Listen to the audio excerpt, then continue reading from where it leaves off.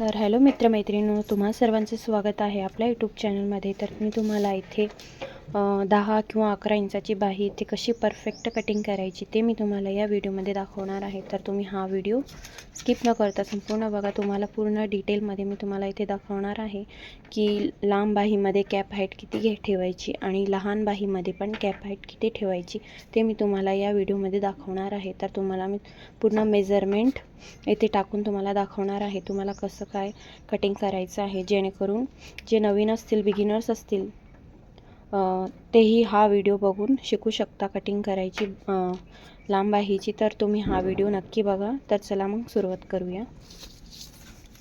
तर इथे बघा मी डबल फोल्ड पेपर घेतलेला आहे.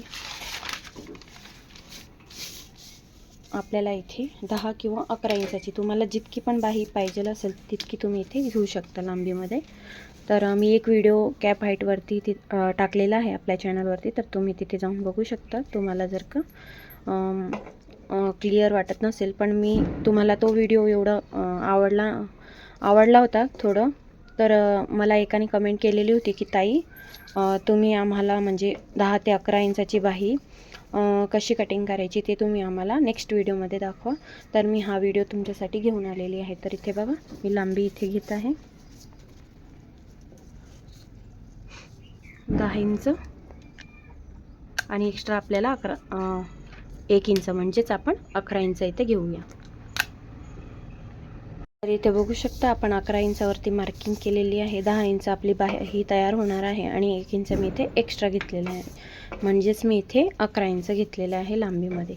तर इथे बघा तुमचा जो पुढचा जो मुंडा असेल, वाहीचा जो खोल भाग असतो आपला, आपण आर्मोल घेत असतो, तर तो आपला किती असतो 5.5 इंच किंवा आपण म्हणजेच आर्मोल आपण 5.5 इंच घेता किंवा जास्त आपली जी छाती असते छातीनुसार आपण तिथे मापे टाकतात. तर आर्मोल कमी असेल तर छाती कमी असेल तर आपण 5, 5.5 आणि त्याच्या पुढे असेल 36, 38, 40 तर त्याच्यासाठी आपण आर्मोल 6 इंच घेत असतो. तर बाही आपली म्हणजे 30 आहे छाती, तर त्याच्यासाठी आपण इथे 8 इंच घेऊया.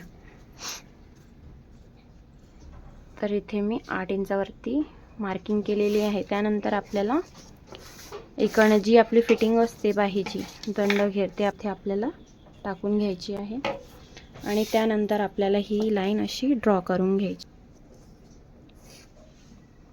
हे आपण मार्किंग करून घेतलेली आहे. त्यानंतर आपल्याला इथे जे 1 इंच आहे ते आपल्याला वरच्या साईडने वाढवायचं आहे इकडनं, आणि इकडनं आपली कॅप हाईट निघेल. इकडनं आपल्याला 3 इंचावरती कमी करायचे, म्हणजेच बाही लांबी आपण इथे घेतलेली होती तर त्याच्यानुसार आपल्याला 3 इंच इथे कमी करायचे, म्हणजे डाऊन करायचे, आणि ही तिरकी लाईन अशी इकडनं आखून घ्यायची आहे.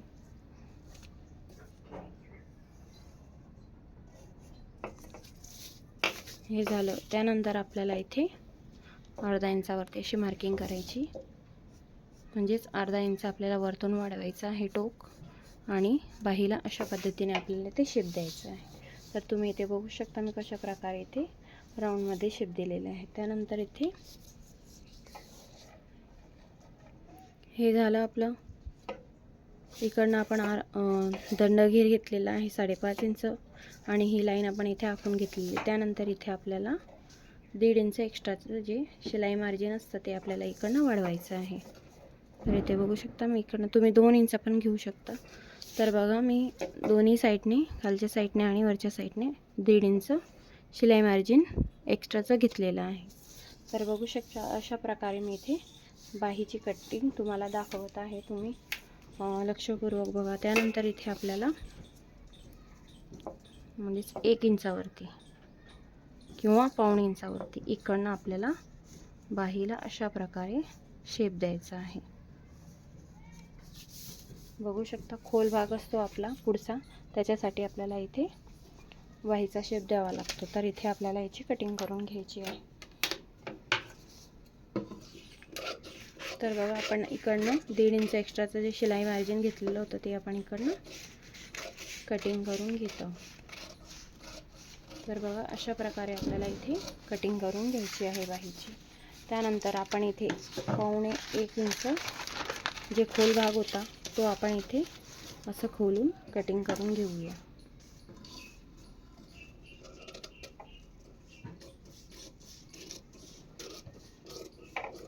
तर बघा अशा प्रकारे आपण इथे 1 इंच जे खोल भाग होता तो आपण इथे कटिंग करून घेतला. तुम्ही जो आपला पुढचा भाग असतो तो मोजून पण तुम्ही तिथे कटिंग करू शकता. तर तुम्हाला हा व्हिडिओ समजला नसेल तर तुम्ही माझ्या चॅनलवर एक व्हिडिओ अजून पाडलेले आहे, तर तिथे जाऊन तुम्ही बघू शकता. मी आर्महोलच्या वरतून किती इंच घ्यायचं ते मी तुम्हाला तिथे दाखवलेलं आहे. तर मी इथे तुम्हाला आर्महोलचं पण दाखवलेलं आहे. आर्महोलवरती आपण किती घेऊ शकता. तर कॅप हाईट आपली 3 इंच आणि जर का छोटी बाही असली 5 इंचाची तर त्याच्यासाठी आपण 2.5 इंच घेत असतो.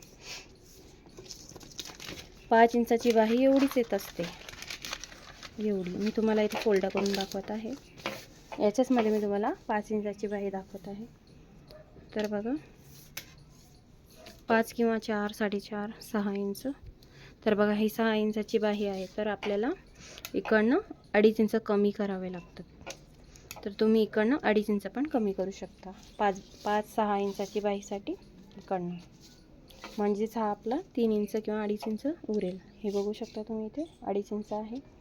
तर अशा प्रकारे तुम्हाला कटिंग करायची आहे लहान आणि मोठी बाहीची. तर तुम्हाला व्हिडिओ समजला असेल तर चॅनलला नक्की सबस्क्राईब करा, लाईक करा. चॅनलवर नवीन असेल तर चॅनलला नक्की सबस्क्राईब करा, शेअर करा. तर भेटूया नेक्स्ट व्हिडिओमध्ये. तोपर्यंत बाय बाय.